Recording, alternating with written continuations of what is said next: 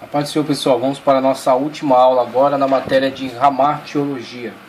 Ok? Nossa última aula na matéria de Hamartiologia. Consequências do pecado de Adão e Eva. Consequências do pecado de Adão e Eva.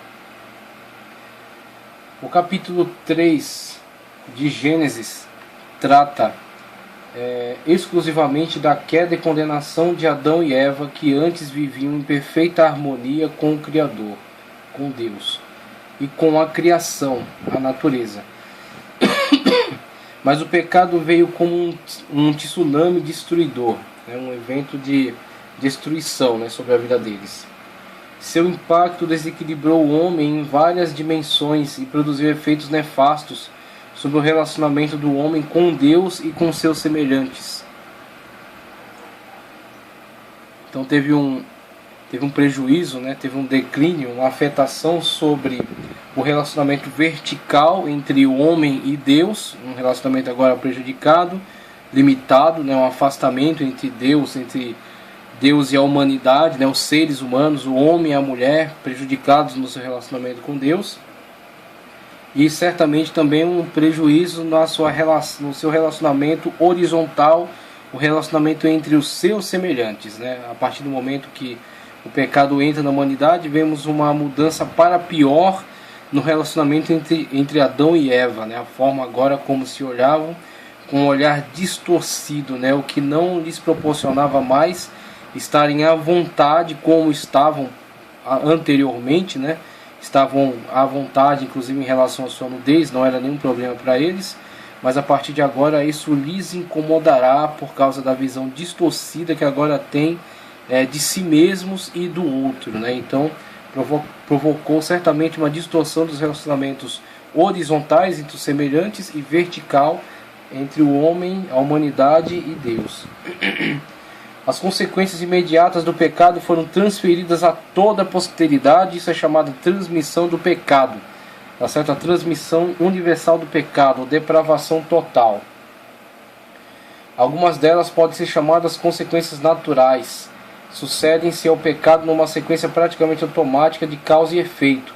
Outras são especificamente ordenadas ou dirigidas por Deus como penalidades pelo pecado. Então algumas decorrentes da entrada desse elemento mortífero no ser humano, que trouxe agora um afastamento no seu relacionamento com Deus e o privou do acesso, por exemplo, à árvore da vida. Ele agora, atentando contra a vontade boa de Deus, em estado de flagrante desobediência a Deus, tendo como punição sobre si, consequência do seu ato de pecado, a condenação à morte. Então, a partir de agora, o homem e a mulher condenados à morte, e não somente isso, outros danos colaterais, como a concepção agora com dores da mulher, a sua sujeição ao homem de uma forma agora, vamos dizer assim, não normal como era, sua sujeição agora forçada, a sua natureza agora em contradição com esse estado,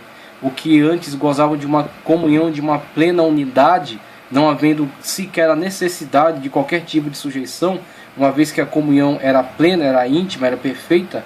Agora, a partir dessa quebra da comunhão, a partir dessa deterioração do relacionamento, surge agora uma sujeição por obrigação. Então temos aí a questão dessa luta, entre agora o que era uma união passa a ser uma luta, dentro desse casal, desses cônjuges, Então isso pode ser certamente vencido através do Evangelho, mas o natural, infelizmente, é haver sim essa disputa, essa luta, essa quebra de braço, essa tentativa de imposição, decorrentes, consequência desse pecado que passa a fazer parte das suas vidas. E o homem, com todo o problema que tem agora no seu labor, o que era antigamente tranquilo, o que era antigamente fácil, não era dispendioso, não era trabalhoso, era uma atitude recreativa, uma atitude de prazer, agora passa a ser uma atitude, em decorrência dessa punição, passa a ser uma atitude penosa, passa a ser uma atitude penosa, obter o seu sustento para a sua família dessa terra que agora lhe oferece resistência, espinhos e cardos, Então o homem continua obtendo sua subsistência na terra. Ele continua desempenhando o trabalho, mas o trabalho antes era favorecido e agora é um trabalho desfavorável. E perda da comunhão com Deus e perda do acesso à árvore da vida, o que consequentemente lhes leva então a consequência como morte, né? Paulo futuramente vai sintetizar este estado na sua frase extraordinária, na sua carta aos Romanos, onde diz que o salário do pecado é a morte, mas o dom gratuito de Cristo é a vida eterna, né? O dom gratuito de Deus é a vida eterna em Cristo Jesus. Então vemos aí o contraste entre aquilo que o homem recebe por merecimento e aquilo que o que lhe é dado por graça. O merecimento é aquilo que o homem obteve e obtém, né, através de uma atitude de pecado, uma atitude de desobediência. Então temos, conforme já estamos esclarecendo aí, a questão da depravação total, conforme Gênesis 6:5 e Romanos 3:23, a questão da depravação total. A palavra depravação deriva do latim de e pravos.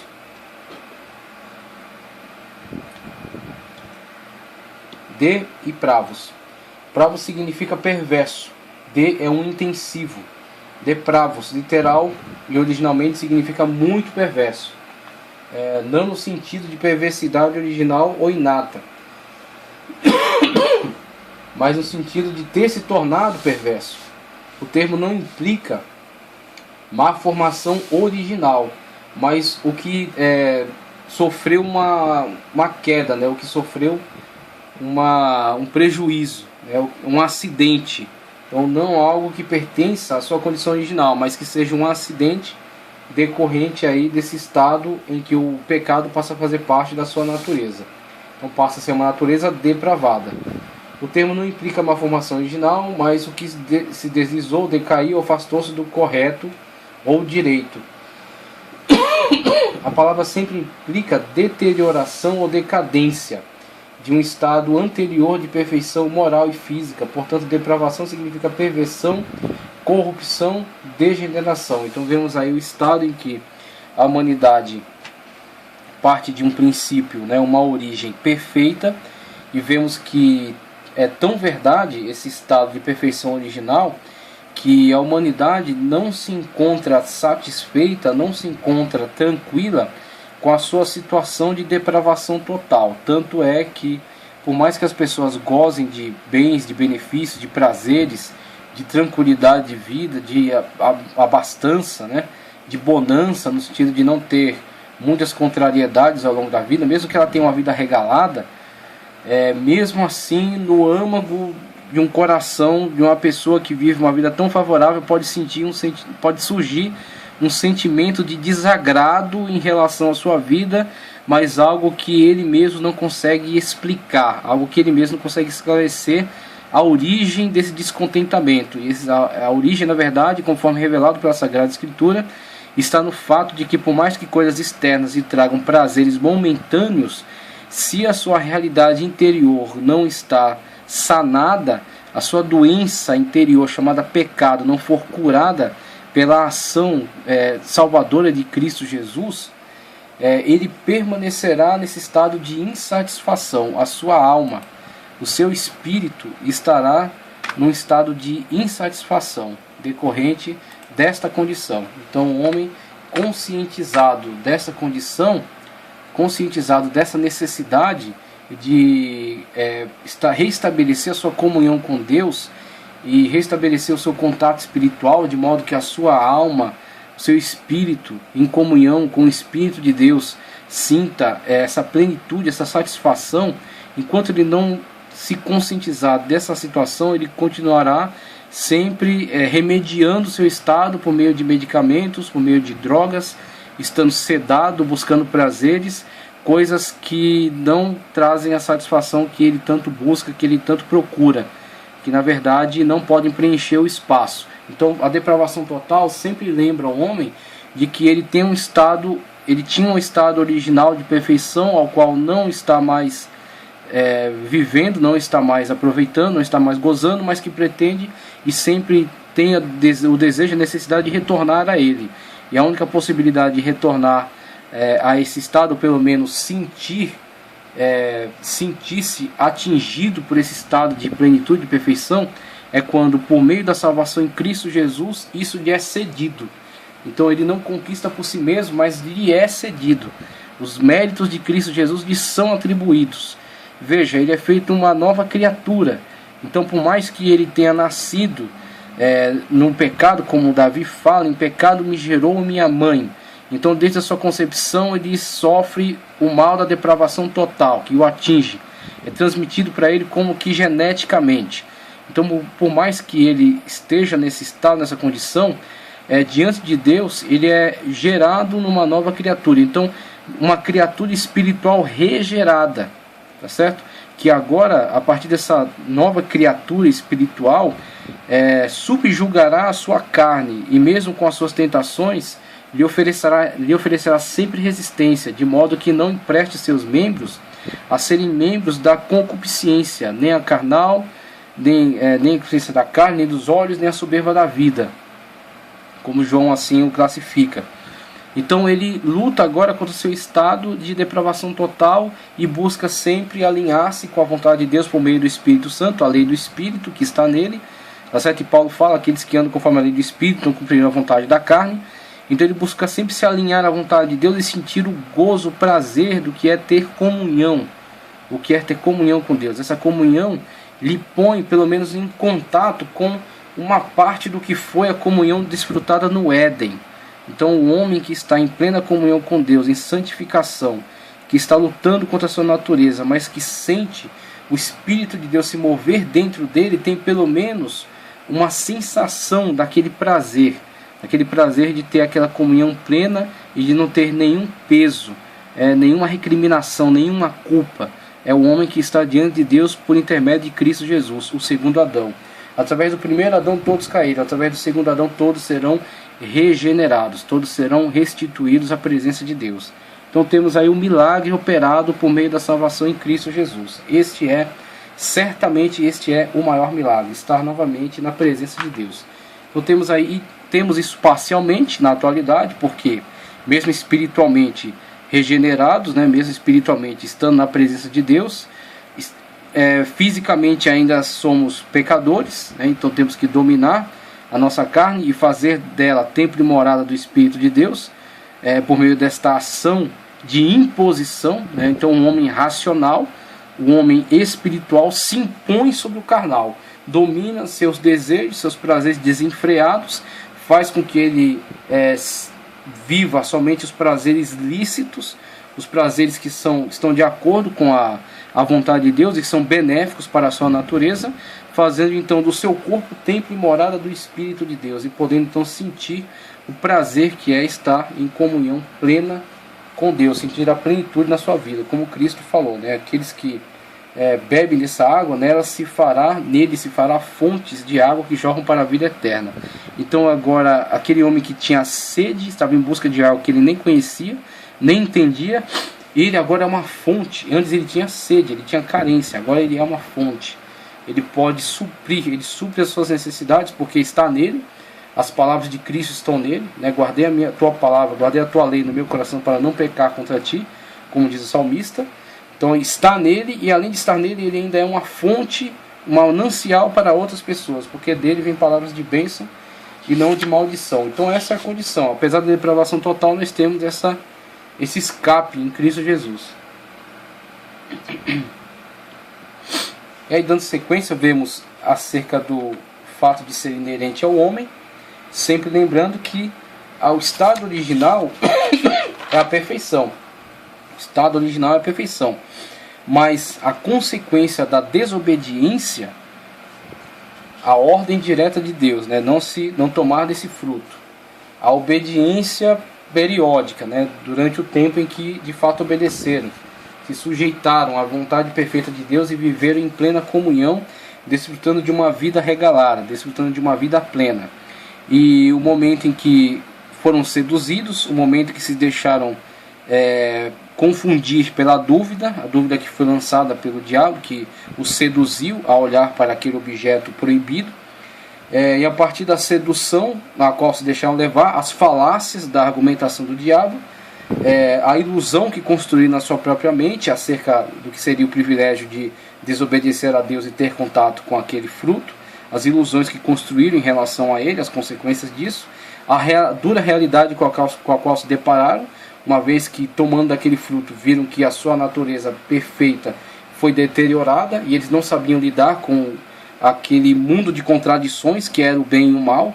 Eles não estavam acima dessa situação. Deus conhece o bem e o mal, só que Deus domina, não se deixa poluir, não se deixa contaminar. A santidade de Deus é plena, a santidade de Deus é incontaminável, como a santidade da luz. A santidade do homem e da mulher são como a santidade da água. Pode se tornar muito pura, mas facilmente contaminável. Então Deus olha para o bem e o mal e está acima deles, não o afeta. O homem, ao ter contato, o homem e a mulher, ao ter contato com o conhecimento do bem e o mal, entraram em caos, em colapso, em confusão. E agora perderam todo o bem que tinham. Então veja, passa a ser inerente à sua natureza. A natureza de Adão e de Eva e consequentemente de todos os homens que vêm a partir desta geração.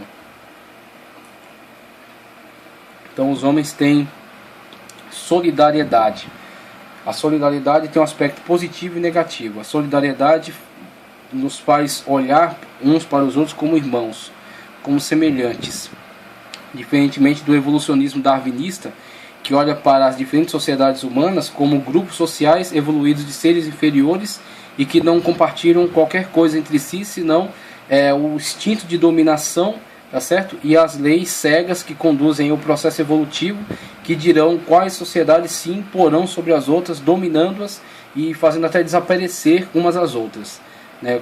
Aprovando então as sociedades ditas mais evoluídas, mais fortes e que se impõem de diversas formas. Aí temos Nietzsche, que traz uma fundamentação filosófica para isso, dizendo que, falando acerca do super-homem, falando acerca do anticristo, e colocando a religião como uma forma de dominação e como uma forma de limitação para o forte. A religião é uma forma do fraco limitar o forte. É assim que Nietzsche vê a religião, assim que Nietzsche vê o conteúdo bíblico, né? Então temos aí o evolucionismo darwinista, o darwinismo social e essa filosofia de Nietzsche trazendo esse tipo de conceituação. Com isso temos o tipo de sociedade, o tipo de filósofos, o tipo de pensamentos que tem se desenvolvido na atualidade e tem ganhado um grande público. E isso está em completa oposição àquilo que é afirmado pela Bíblia, que nos mostra sermos semelhantes, que nos mostra termos, no aspecto positivo, um relacionamento universal. Somos solidários, né? Temos uma solidariedade no sentido de termos uma só origem. Somos oriundos de um casal original, né? Adão e Eva, e das descendências deles, as suas múltiplas divisões, multiplicação de seres, mesmo com afastamento, mesmo com as diferenciações físicas que foram surgindo depois, de microevoluções, né? Então não somos contra as microevoluções, mas sim as macroevoluções, e principalmente essas que afirmam que um ser de uma espécie evoluiu de uma espécie diferente. Isso não é possível, não há provas, não é lógico, não tem como sustentar esse tipo de ideia. Mas as microevoluções, que dizem que espécies vão diferenciando-se ao longo do tempo, vão se adaptando a meios, vão sofrendo influência dos meios, e isso é possível concebermos, né? Então temos, mesmo que todos são oriundos de um casal original, ao se separarem, ao se multiplicarem, ao estarem expostos a diferentes meios de convívio, né, de convivência com a natureza, um vive num ambiente gelado, outro vive num ambiente causticante, um vive num ambiente úmido, outro num ambiente desértico. Então seu organismo teve que se adaptar ao meio e com isso sofreu modificações. A pele negra, a melanina que protege o homem da grande incidência de sol, temos aí um exemplo, aí temos outros exemplos tais de adaptação do homem ao meio. Isso são microevoluções, e isso é possível de ser afirmado, né? Então temos aí, mesmo com essas diferenciações, uma solidariedade. Todos são semelhantes e todos participam dessa realidade. Num aspecto positivo, todos são semelhantes, têm responsabilidade uns com os outros. Num aspecto negativo, todos foram contaminados. Então, no aspecto positivo, todos são semelhantes. Essa solidariedade promove este respeito, né, ao seu semelhante. E no aspecto negativo, essa questão de todos terem sido contaminados pela depravação total, que passa a ser inerente então aos seres humanos a partir de Adão e Eva. Aí falamos, por exemplo, acerca das obras da carne, que está em Gálatas 5, 19 a 21. A partir do momento que o ser humano tem essa depravação, passa a fazer parte, passa a ser inerente ao seu estado, aqueles frutos da carne que serão descritos por Paulo na carta aos Gálatas, está presente na humanidade, não a partir da sua descrição, com certeza, está presente na humanidade desde o momento em que ela flagrantemente, livremente optou pela desobediência. Então, a partir daquele momento, o homem passou a ser um produtor de obras na carne, né? A sua carne não está mais naquele estado de perfeição, ela agora está enfrentando esse estado de contradição entre o bem e o mal. O seu espírito opta pelo bem, a sua carne atingida pelo pecado agora sente os impulsos, desejos por aquilo que é destrutivo, aquilo que é mal. Então isso está agora promovendo um conflito interno dentro do homem. Agir racionalmente pelo bem, aquilo que é bom, aquilo que é correto, aquilo que é honesto, aquilo que está de acordo com a vontade de Deus, ou me deixar levar pelos meus instintos e buscar aquilo que é destrutivo e aquilo que agrada a carne. Agrada a carne, traz prazer, promove, uma satisfação, mas por outro lado é destrutivo, é prejudicial e principalmente é agressivo contra Deus, promove o pecado. O homem vai viver agora esse estado de contradição, só podendo vencê-lo por uma ação do Espírito Santo de Deus dentro dele, que o capacita para a santificação, a negar a carne e promover aquilo que é uma obra espiritual, aquilo que promove a santificação e que está de acordo com a vontade de Deus e que promove um bem para si mesmo. Estar de acordo com a vontade de Deus não é simplesmente estar de acordo com um ser externo que tenta impor a si uma vontade que somente faz bem a ele mesmo, com uma forma de glorificar-se, de mostrar que tem poder e que pode se impor. Não, a vontade de Deus se traduz em algo que na verdade é bom para o próprio homem, porque Deus é o seu Criador, Deus é o seu Pai, Deus quer ver o seu bem, Deus quer ver a sua prosperidade, Deus quer ver a sua felicidade, Deus quer ver a sua plena realização, Deus quer ver todo o seu potencial desenvolvido. Então dizer que o homem está de acordo com a vontade de Deus é dizer que o homem está de acordo com aquilo que é maravilhoso para ele, aquilo que é a vontade perfeita para ele, aquilo que está de acordo com um plano perfeito e que vai realizá-lo e fazê-lo pleno e fazê-lo feliz. Então isso está de acordo com a vontade de Deus. Veja, as obras da carne, porque o homem não pode cumprir as exigências de Deus, porque o homem não pode cumprir as exigências de Deus. Mateus 5,48 e 1 de Pedro 16, versículo 16, falam acerca disso. Temos as exigências divinas para serem cumpridas, a fim de satisfazer a santidade de Deus. São tão grandes que nem podemos imaginar a sua extensão. A fé, a piedade, a obediência, a santidade, amor, tantos outros quesitos exigidos por Deus são habitual e universalmente negligenciados. Por quê? Por causa da situação degenerada, depravação total na qual a humanidade mergulhou, em virtude da sua desobediência e do seu pecado. Essas coisas só se tornaram difíceis por causa do estado de degeneração da humanidade. Não eram difíceis, era a vida comum, era a vida natural do homem. Então quanto mais o homem se aproxima de Deus no processo de santificação, mais isso vai se tornando comum para a vida dele. Não que ele chegue a um ponto em que não sofra mais tentação, não que ele chegue a um ponto que não tenha mais que se impor alguma coisa, mas sim que ele chegue a um ponto em que essas coisas passam a ser valiosas para ele, e passa a se agradar delas, principalmente em função do benefício que vem de praticá-las, no sentido de ter plena comunhão com Deus. Então a comunhão com Deus se torna algo tão importante para ele que essas práticas também se tornam corriqueiras na sua vida, se tornam práticas comuns, não se torna difícil. Quanto mais o homem está atolado no seu estado de pecado, de contradição, de malignidade, mais difíceis serão. Aí será um grande fardo. Então a questão não é simplesmente pegar uma lista de práticas e começar a forçar-se a fazê-las. A questão é, primeiro, santificar-se, buscar perdão dos seus pecados, estabelecer uma comunhão com Deus. A partir daí vai fazer sentido. O primeiro momento em que você sentir a comunhão com Deus, sentir a presença do Espírito de Deus em si, vai fazer sentido adotar todas essas práticas. Ninguém vai precisar dizer para você, você mesmo vai buscar o que eu tenho que fazer para agradar a Deus, o que eu tenho que fazer para estar na presença de Deus, o que eu tenho que fazer para que o Espírito de Deus more, habite em mim. Aí você vai ver que essas práticas são todas necessárias.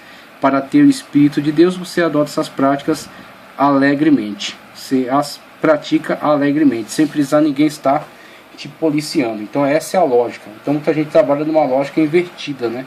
Em relação a isso, tenta impor as práticas a uma pessoa que sequer tem a comunhão, sequer tem comunhão de fato com Deus. A rejeição universal de Cristo é um dos aspectos dessa natureza caída. A rejeição universal de Cristo denota que essa natureza está deslocada de seu estado original. No seu estado original, o homem buscava entrar em comunhão com Deus, ir ao encontro de Deus, dialogar com Deus, ter comunhão plena com Deus. A partir do momento que entrou a depravação na natureza humana, a natureza original foi prejudicada, o homem se escondeu de Deus, sentiu vergonha de Deus, sentiu medo de Deus. E aí surge um tipo de religião que não é aquela definida por Tiago como a verdadeira religião.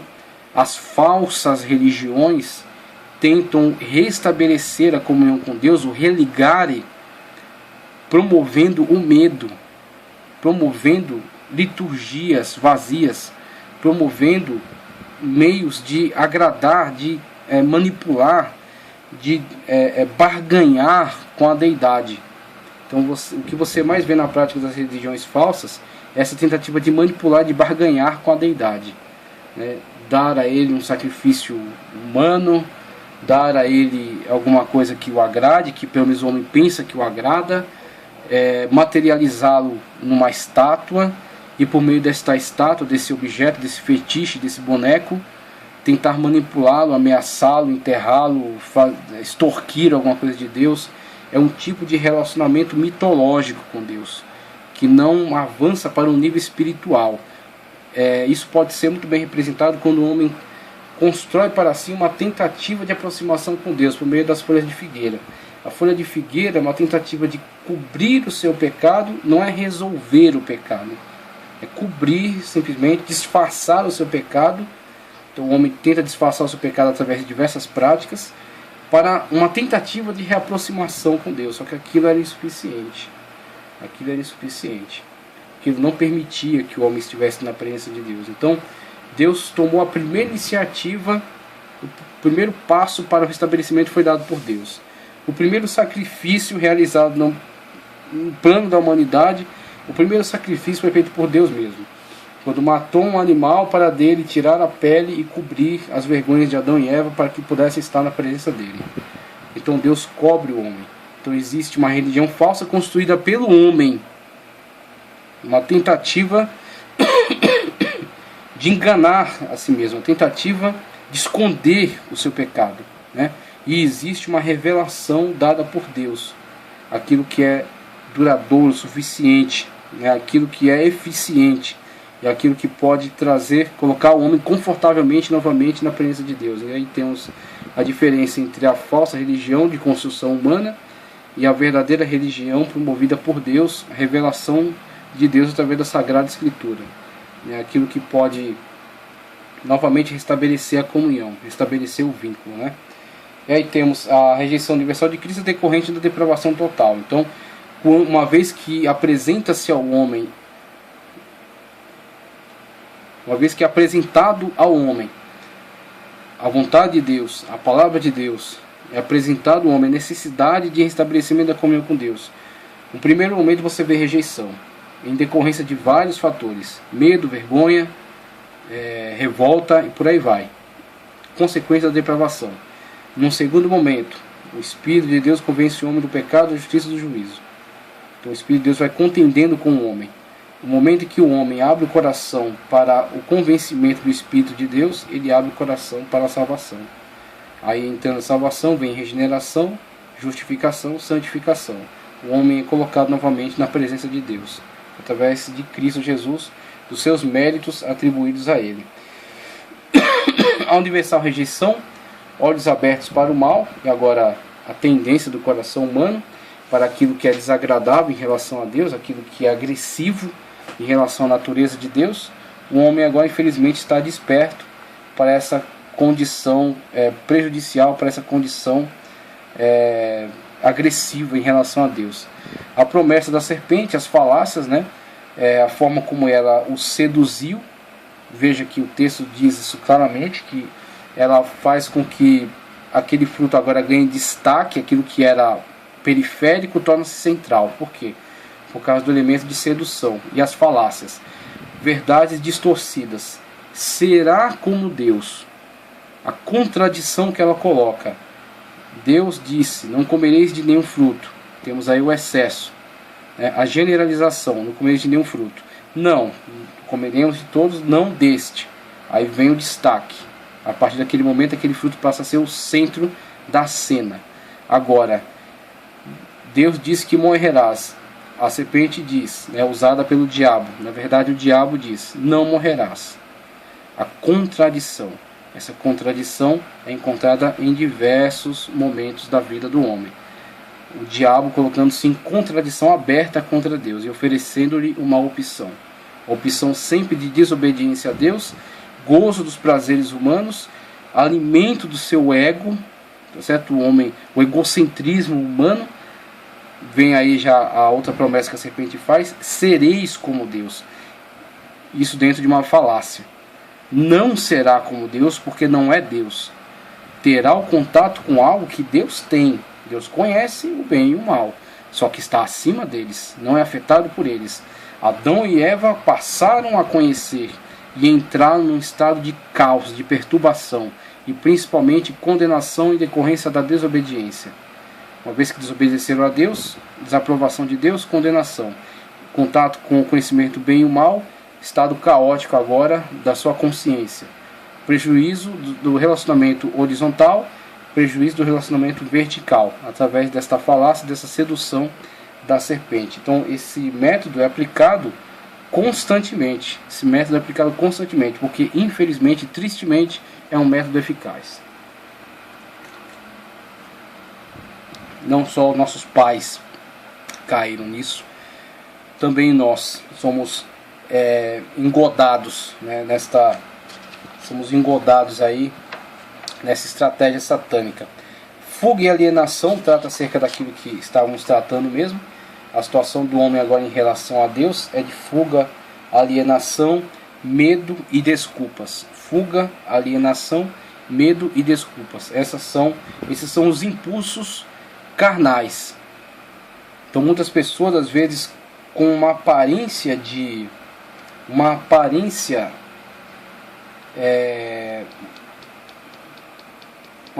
reverência, é isso que eu quero dizer.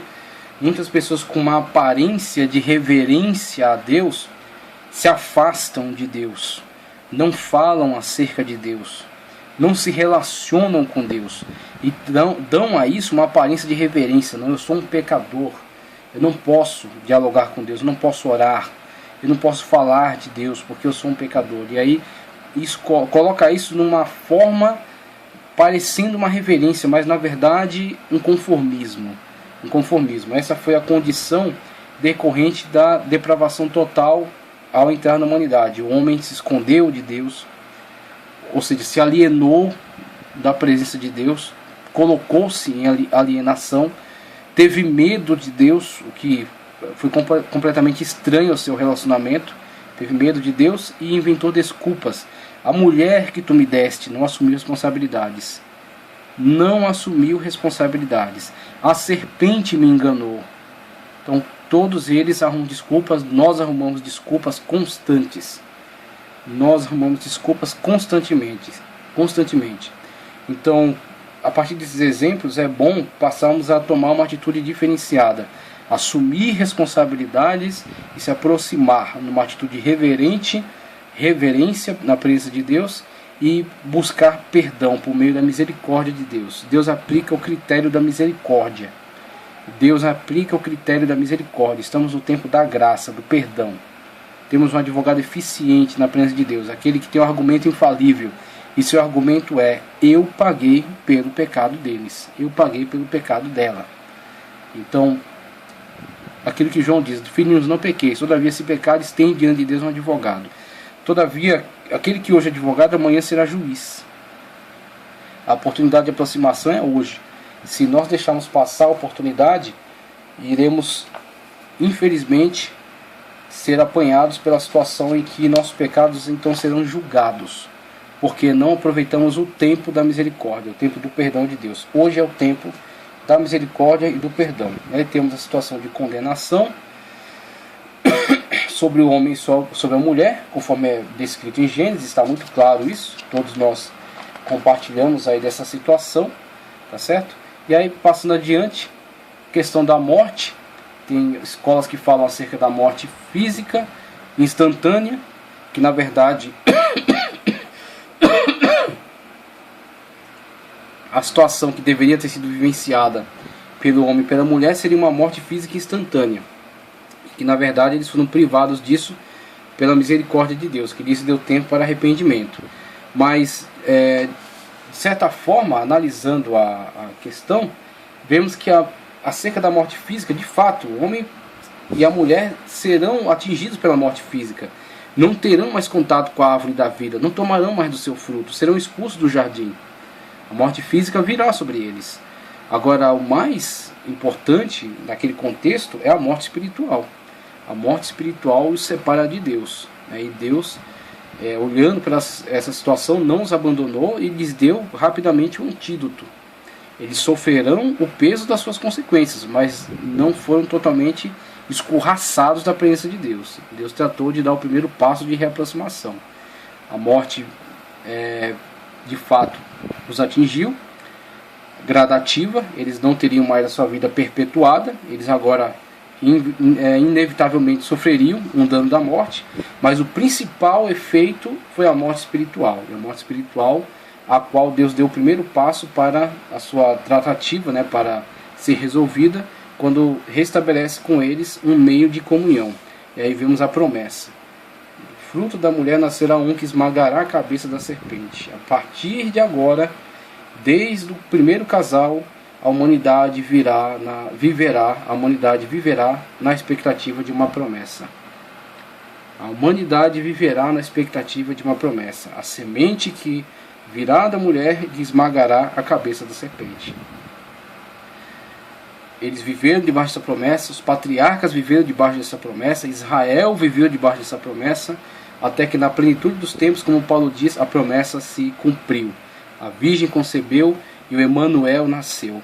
E ele é aquele que esmaga a cabeça da serpente. É aquele que liberta o homem da condenação eterna, que dá ao homem a restabelecimento, restituição na presença de Deus. É o segundo Adão, no qual toda a humanidade é restaurada, restituída. No primeiro Adão, ela é colocada em contato com a depravação total. No segundo Adão, ela é restituída. Tá certo? Então, veterotestamentário todo na expectativa do Messias, neotestamentário todo a partir da revelação do Messias. É o Messias ao qual pregamos, tá ok? Então, damos sequência aí, tratando acerca do reino do pecado. Reino do pecado.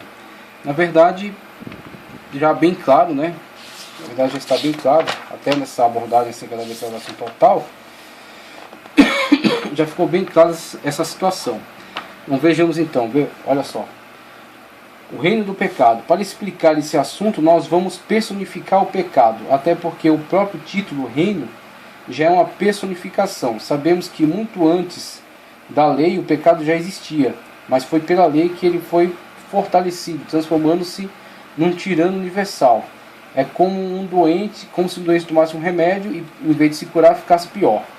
A morte é o merecimento de todos quanto vivem no pecado. Romanos 1,32. O mais agravante em tudo isso é que os homens se aprovam mutuamente, encorajando uns aos outros, enquanto ganham esse horrível salário. E aí temos as duas abordagens, a questão do salário e a questão da morte. O salário do pecado é a morte. E a questão que Paulo fala acerca do reino do pecado. Em contraste com a questão do reino de Deus, ou seja, todo o ambiente de influência de Deus, todo o ambiente em que o Espírito de Deus comanda, influencia, em que os seres humanos são restaurados, em que os seres humanos são restituídos à presença de Deus, em que são resgatados de uma vida de condenação e de morte, do pecado, temos em contraste com o reino de Deus o reino do pecado, no qual os homens escravizados pelo vício, escravizados pelos seus desejos carnais desenfreados, danosos, malignos, que trazem prejuízo a si e agridem a santidade de Deus, vivem então em mútua aprovação, escondendo seus erros de si mesmo, enganando-se a si mesmo, tá certo? E promovendo sempre a prática do pecado, promovendo sempre a prática pecaminosa. Então, quanto mais a influência de tudo aquilo que está em desacordo, está contra, está em oposição à palavra de Deus, como João enfatiza muito acerca dos anticristos que já habitam. Então, dentre todos os promotores do reino do pecado, temos os anticristos, que sempre se colocam num ato de oposição aberta contra Deus e contra a sua palavra. Promovem a influência do mal, promovem a influência do pecado, promovem a influência da destruição da sociedade, a influência da destruição da inocência. Grupos econômicos, até bancos promovendo pedofilia, reino do pecado. Comerciais promovendo tipos de vida, tipos de relacionamento, promovendo uma sociedade que está completamente alienada dos propósitos da palavra de Deus e que coloca isso como valores, coloca isso como conquistas, coloca essas práticas como méritos, né? Então, que eles colocam como quebra de tabus. Todos os tabus devem ser quebrados. Então, se a palavra de Deus se torna um tabu para determinada prática, né? Práticas, por exemplo, que têm sido promovidas na sociedade da atualidade, grupos sociais diversos, não apontamos um grupo específico, não estamos contra um grupo específico, estamos a favor da palavra de Deus. E aquilo que se coloca em oposição à palavra de Deus, então está contra a palavra de Deus, estamos contra este grupo. Por isso que não quero aqui levantar uma bandeira de pontuar tais e tais grupos. Meu propósito não é se voltar especificamente contra grupo nenhum, especificamente contra personagens alguns. Meu propósito é afirmar a centralidade da palavra de Deus, afirmar a centralidade da santidade de Deus, a centralidade da vontade perfeita de Deus. Então a vontade perfeita de Deus é conhecida por meio da sua palavra, e a sua palavra oferece algumas barreiras a algumas práticas. Então, se existe um grupo que está promovendo tais práticas em contradição à palavra de Deus, este grupo está promovendo o reino do pecado. E aí, dentro do reino do pecado, temos essas situações: o salário do pecado e a morte. Salário como retribuição. O salário é merecido. Você trabalha e recebe em retribuição aquilo que você realizou. Então, a realização de uma vida de pecado, o salário do pecado, consequentemente, a morte. Morte física, num primeiro momento. Vimos lá Adão e Eva e, consequentemente, sua descendência participando, mas pior do que a morte física, a morte espiritual. A segunda morte, como é chamada em Apocalipse, que é o afastamento, o desligamento, a alienação total de Deus. E isso alguns colocam como uma crueldade, como uma maldade da parte de Deus, mas na verdade isso é simplesmente dar ao homem aquilo que ele pediu. É dar à humanidade aquilo pela qual trabalhou, aquilo pelo qual lutou, laborou, aquilo pelo qual buscou. Então, se buscou estar em oposição a Deus, se buscou agredir a Deus, se buscou ignorar a Deus durante toda uma vida, o que terá ao final dela? O salário do pecado, a retribuição pela vida de pecado, a retribuição por aquilo que ela buscou, por aquilo que ela fez, a morte. Deus é a vida. Então, contrário de Deus, contrário da presença de Deus, contrário da vontade de Deus, necessariamente morte e alienação. Tá certo? Então, ao homem é dado aquilo que ele pede, aquilo que ele busca, aquilo pelo qual trabalhou. Então, temos aí essa situação. Outra descrição que Paulo faz, muito interessante, acerca do corpo do pecado. E aí tem uns 3 textos referenciais tratando sobre isso. Em Romanos 7:24, Paulo diz: miserável homem que sou, quem me livrará do corpo dessa morte? Ele caracteriza esta morte, esse afastamento de Deus, materializando esse conceito abstrato, né? A morte é um acidente, a morte não é um ser, a morte é um estado. Então o homem pode estar num estado de vivificação pela presença de Deus, que é o autor da vida. A alienação de Deus necessariamente será a morte. Então é um estado ao qual o homem pode estar submetido. Aí Paulo materializa isso num corpo.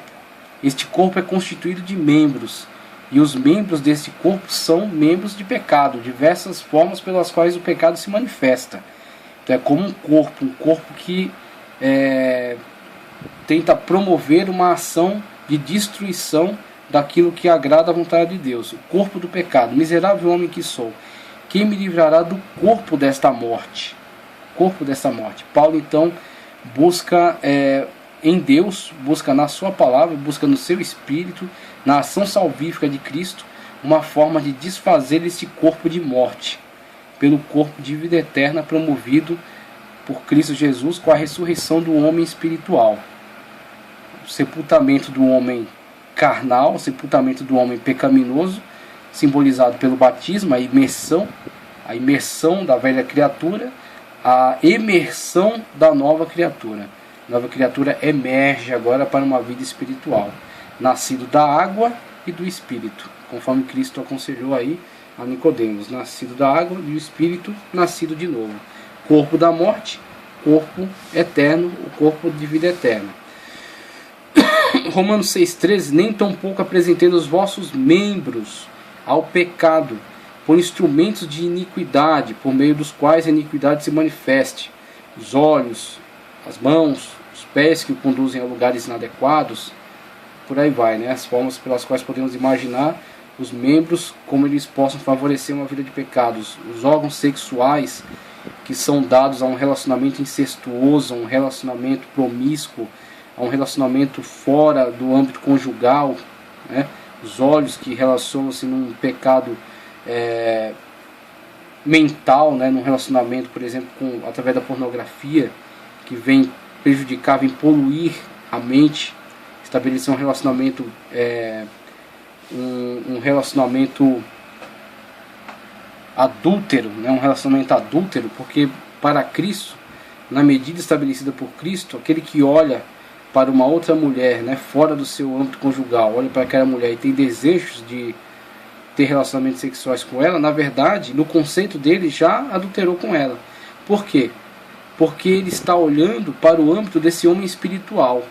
Ele está se relacionando não só com os atos físicos externos do homem, ele está se relacionando com o homem espiritual. Então, qual é a intencionalidade deste homem, desta mulher, deste ser? Se a sua intenção está totalmente vendida ao pecado, ele já não tem mais um relacionamento com Cristo.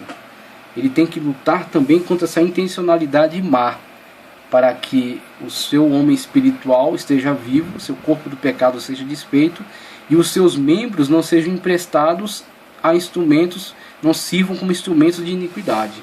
Começa tudo a partir de uma intencionalidade, não começa na ação, começa na intenção. Então a intenção já tem que ser vigiada, preservada. Apresentai-vos a Deus como vivos dentre mortos, uma sociedade morta em pecado, né? E os vossos membros a Deus como instrumentos de justiça para realizar a vontade perfeita de Deus. 1 Coríntios 6,13 ele diz: os alimentos são para o estômago, para o corpo, e o estômago para os alimentos. Deus, porém, aniquilará tanto um como outros. Ele criticando a supervalorização que se dava a práticas dietéticas, né? Se valorizava muito a forma. Se valorizava muito a forma e se perdia o sentido das coisas. Então se valorizava muito as práticas dietéticas estipuladas aí pela tradição judaica. Então guardava-se muito esse tradicionalismo e esquecia-se que na verdade há coisas mais relevantes, mais importantes que isso. Que aí são atitudes, meio de vida, formas de santificação que estão ligadas diretamente ao espírito, à vida espiritual, e que muitas das vezes estavam sendo colocadas em segundo plano em relação a essas questões litúrgicas, né? Essas questões de práticas, questões de tradicionalismo. O tradicionalismo estava ocupando o primeiro lugar na preocupação deles, o que estava distorcendo completamente o propósito do Evangelho. Deus, porém, aniquilará tanto a um contra a outro, ou seja, passageiros, são coisas transitórias. Existem coisas que podem afetar muito mais. Essas coisas dietéticas tradicionais, que eram afirmadas aí pelos judeus e seguidas aí por alguns gentios, todas transitórias. Existem coisas que podem afetar muito mais e que têm que ser muito bem vigiadas. Mas o corpo não é para a prostituição. Então alguém às vezes se preocupava muito com essas questões dietéticas e se esquecia de se preservar no sentido da santificação, a santificação do seu corpo. Não adianta só preservar um tradicionalismo falso, hipócrita. Isso não ganha a Deus, isso não convence Deus, isso não engana a Deus. Você tem que se preocupar com toda uma prática de santificação da sua vida, desde o aspecto da sua mente, como eu abordei aqui, e indo também para as práticas da sua vida cotidiana, demonstrando uma santificação interna, que as suas práticas externas sejam a demonstração de uma verdade interna. Essa é a questão. Se não houver uma verdade interna, só as práticas externas não conquistarão a Deus, não convencerão a Deus, não enganarão a Deus. Deus não se deixa enganar. Ele nos olha num todo, num aspecto espiritual e físico, senão para o Senhor e o Senhor para o corpo. Então temos aí uma inversão que está sendo corrigida por Paulo, né? Paulo está corrigindo essa inversão causada aí por essas pregações que eram trazidas acerca desse tradicionalismo, desses rituais, essa ritualística. E aqui temos, tratando acerca da escravidão do pecado, no trecho de João 8,34, o Senhor Jesus afirmou que todos somos escravos do pecado. Com isso ele quis dizer que não podemos nos livrar de cair em pecado pelo esforço próprio. Temos que fazer o certo com frequência. Tentamos fazer o certo, com frequência conseguimos, mas não podemos escapar de toda a propensão ao pecado que afeta cada um de nós. O apóstolo Paulo experimentou esta incapacidade de viver segundo os padrões que desejava para si. Estava continuamente consciente de ser uma pessoa pecadora, de ser a pessoa mais pecadora do que desejava ser. Ou seja, ele desejava eliminar, na verdade, né? Ele desejava eliminar completamente, mas se não controlar. Mas mesmo assim ele travava sempre uma batalha, uma guerra interna. Veja como ele expressa isso magistralmente no texto aqui da carta aos Romanos. Veja só, Romanos 7, 18 ao 20. Porque eu sei que em mim, isto é, na minha carne, essa carne que ele coloca aqui é sarx. A gente viu isso em antropologia bíblica. Sarx, carne viva. E quando falamos metaforicamente dessa carne, não estamos falando literalmente aqui, não é carne de churrasco aqui. Estamos falando aqui metaforicamente. Esta carne representa todos os impulsos que foram afetados pela depravação total. Os impulsos carnais, os desejos que poderiam ser bons, poderiam ser todos bons, todos perfeitos, poderiam ser todos agradáveis ao homem e a Deus, mas não são mais, não que sempre tenham sido dessa forma, foram afetados a partir da entrada do pecado no mundo, a entrada do pecado no homem. Uma vez que o homem desobedeceu a Deus e o seu estado foi contaminado pelo pecado, esta vontade carnal agora é degenerada, é depravada, né? Então o impulso da carne é frequentemente, constantemente mal, por causa dessa depravação, está na carne. Aí temos uma luta, uma batalha interna entre a carne e o espírito que foi dado por Deus, e que é a razão, a inteligência, e que o Espírito de Deus está em contato com o nosso espírito, nos convencendo do pecado, da justiça e do juízo. E agora o nosso espírito, uma vez conscientizado pelo Espírito de Deus, terá que sujeitar esta carne. E quando sujeita a carne, necessariamente terá que negar alguns de seus desejos, que são desejos contaminados, desejos deturpados, né? Distorcidos, que trarão um prazer momentâneo, mas uma condenação eterna. Então, aí onde está a sede desta guerra interna, dessa luta, dessa batalha interna travada por todo aquele que quer ser alguém de acordo com a vontade de Deus, alguém que quer andar na presença de Deus, alguém que quer fazer a vontade de Deus, que quer estar em comunhão. Veja, isto é, na minha carne, sarx, existe o sarx para esta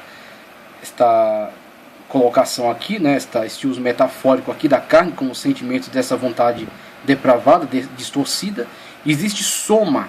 Soma é a totalidade do ser humano, corpo, alma e espírito. Aí temos a totalidade sendo abarcada por soma. corpo e temos aspecto desta carne viva, impulsionada por desejos distorcidos, pela entrada do pecado no homem, sarx, carne. Ou seja, na minha carne, no sarx, não habita bem algum. E com efeito, o querer está em mim, racionalmente, inteligentemente, mas não consigo realizar o bem, porque a inclinação má do homem, mesmo que o seu espírito esteja engajado em fazer algum bem, algumas vezes até conseguindo, mas não sempre, sendo em algum momento apanhado pelo desejo deturpado, atingido pelo pecado, pela depravação total, porque não faço o bem que quero e quer fazer. Veja, o bem que ele quer, que ele tem desejo de fazer e de viver constantemente nessa prática, mas o mal que não quero faço, sarx, tá certo? O desejo distorcido do homem, que o leva a uma prática abominável a si mesmo, que o faz sentir inclusive culpa em relação a esses atos. Ora, se eu faço o que não quero, já não faço eu, mas o pecado que habita em mim. Só que o pecado que habita nele é dele. Então ele não pode responsabilizar, ele não pode deslocar esse ser, como tirando de si a responsabilidade, porque em última instância o sim é dele. O sim para a aprovação de uma atitude pecaminosa, mesmo que tentado, mesmo que impulsionado por desejos depravados da sua carne, o sim sempre é dele para realizar o mal. Então a culpa também cairá sobre ele. Uma vez realizado o mal, ele tem por merecimento o salário chamado morte. O salário do pecado é a morte. E a prática do pecado, em última instância, precisa da aprovação dele. Então veja, esta corrente que prende o homem a esta prática, ela é quebrada quando o homem, conscientizado do seu estado de depravação total, do seu estado de pecado, do seu estado de insuficiência, ele submete-se a Deus. Então toda a questão está em submeter-se a Deus. É aquilo que Paulo chama de nomos tu pneuma. Andai conforme a lei do Espírito e não cumprireis a vontade da carne. É muito bom compreendermos isso aqui, porque uma pessoa que aceita Cristo Jesus como seu único suficiente Salvador, às vezes se escandaliza ao se deparar com impulsos carnais que permanecem nele, e não entende essa situação. Mas na verdade, e aí recomendamos constantemente, insistentemente isso, sempre recomendamos isso, oração, né? Jejum, uma prática de jejum, uma prática de aproximação de Deus, de comunhão com Deus, leitura da palavra de Deus. Uma pessoa que não lê a palavra de Deus é cega. Ela é cega inclusive em relação à sua condição. A palavra de Deus esclarece claramente, esclarece tranquilamente qual é a nossa condição e o que temos que fazer em relação a ela.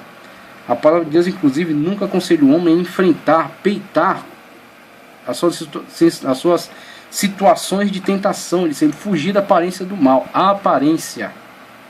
Não quando está completamente materializado na presença dele, quando a oportunidade está completamente aberta, mas quando ele vê a fresta da porta da tentação se abrindo, é autorizado a ele simplesmente evadir-se daquela situação, porque a sua inclinação já é para o mal.